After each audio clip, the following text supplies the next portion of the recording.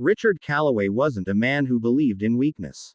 To the world, he was a self-made millionaire. Sharp, iron-willed, and so intimidating that even his closest business partners never dared to cross him.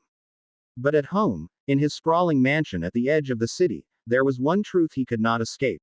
His only daughter, Emily, had been blind since the age of 3. At least, that's what he believed. The doctors had said she would never see again after the illness that nearly took her life. Richard threw millions into research, into therapies and specialists around the world, but year after year, nothing changed. Eventually, he stopped trying. He told himself he had accepted it. But deep down, the sight of his little girl reaching out into the dark, fumbling for his hand, made him feel powerless, something he could not bear. So he buried himself in work. If he couldn't fix her, at least he could give her the best life money could buy. The mansion had been remodeled to suit her needs, filled with soft tones and gentle textures. Private tutors came daily, speaking to Emily with patient voices.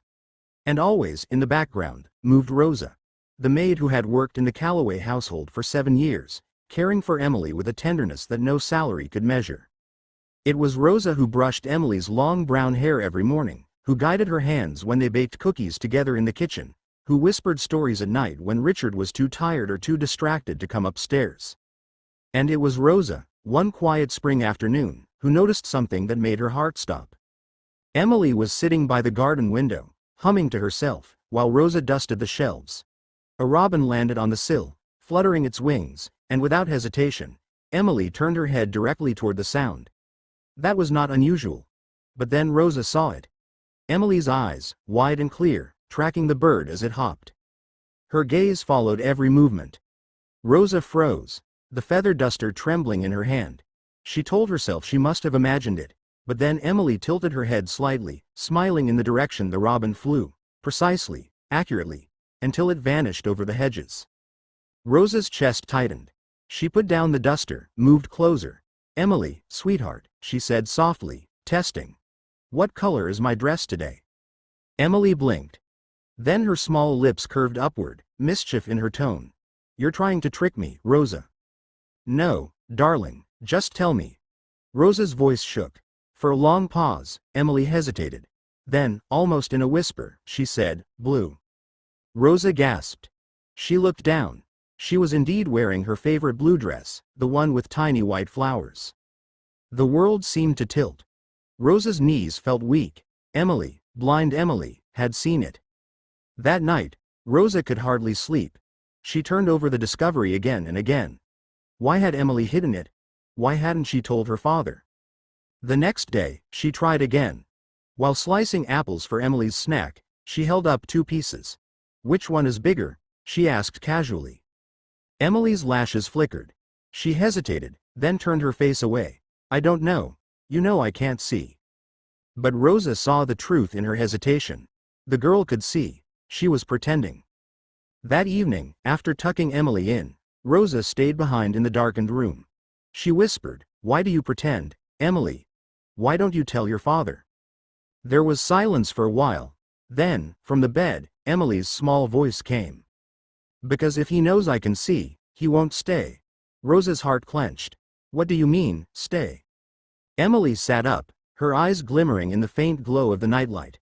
"When I was little, Daddy was never home. He was always at meetings or on the phone. But after I got sick, he started coming around more.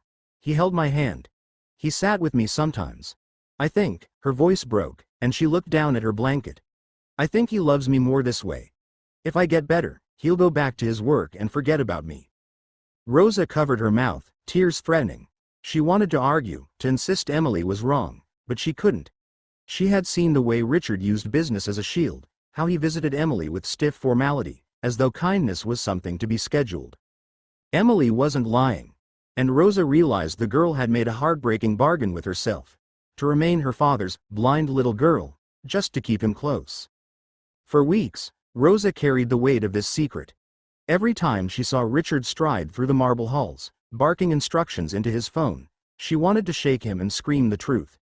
Every time Emily laughed at Rosa's stories, eyes sparkling brighter than anyone knew, Rosa longed to beg her to stop hiding. But she said nothing, until one evening in June, when everything changed. There was a storm that night. The rain battered the windows, and thunder rolled like drums in the sky. Emily sat on the rug with Rosa, building towers from wooden blocks. Richard entered the room suddenly, his face hard. He had just come back from a business trip. "I need to talk to you, Rosa," he said curtly. Emily shrank back, sensing the tension. Rosa rose reluctantly. In the hallway, Richard lowered his voice. "I appreciate everything you do for Emily, but she's too dependent on you. I don't want her clinging to the help. She needs to learn independence." The words stung like a slap. Rosa bit back her anger. "Sir, with all due respect, what she needs is love, from you." Richard's eyes narrowed. "Are you questioning how I raise my daughter?" Rosa's voice broke. "She hides how much she can do, just to keep you near. Don't you see? She's terrified of losing you." Richard froze. His jaw worked, but no words came. Rosa pressed on, trembling. "She can see, Mr. Calloway. Emily can see. She's been pretending all this time because she's afraid if you know, you'll go back to ignoring her." For a long, terrible silence, the storm outside seemed to roar louder. Then Richard shook his head sharply. "That's impossible." He turned on his heel and stormed into Emily's room. Emily looked up, startled, as her father strode in. "Daddy?" Richard's eyes were blazing. "Emily, look at me." She tilted her face toward him, uncertain. "What color is my tie?" he demanded. Emily's lips parted. She glanced once, just once, at his chest, then quickly away. Her voice trembled. "I don't know." "Tell me." Richard's voice cracked like thunder. Tears welled in her eyes. "If I tell you, you'll stop loving me." The room went still. Rosa covered her mouth, watching as the fortress around Richard's heart began to crumble. Emily's small body shook with sobs. "When I was blind, you stayed with me. You held me. You told me stories. If you know I'm better, you'll go away again." Richard dropped to his knees, his face ashen. He grabbed her hands, his voice raw. "Emily, oh, God, no, sweetheart." His throat worked as he fought back tears. "I didn't stay because you were blind. I stayed because I realized I could lose you. I stayed because you're my daughter, my world. Don't ever think you need to be broken for me to love you." Emily's sobs softened, but her eyes searched his desperately. "Then, what color is your tie?" she whispered. Richard let out a broken laugh through his tears. "Red. It's red, isn't it?" Emily nodded slowly, her lips trembling into a smile. "Yes, it's red." And for the first time, she didn't hide. The storm outside passed, but in that quiet room, something greater had broken. A wall years in the making. Richard gathered Emily into his arms, holding her as if afraid she might disappear. Rosa turned away, tears streaming freely, her heart swelling at the sight. From that night onward, the Calloway mansion felt different. Richard canceled meetings, not because Emily was blind, but because she wasn't. Because she had hidden her sight out of fear of losing him, and he would never let her feel that fear again. Rosa watched as father and daughter began to build a new life, one not bound by secrets, but by something far stronger. The courage to love openly. And Emily, with her bright brown eyes wide open to the world, finally believed that being seen, truly seen, was enough.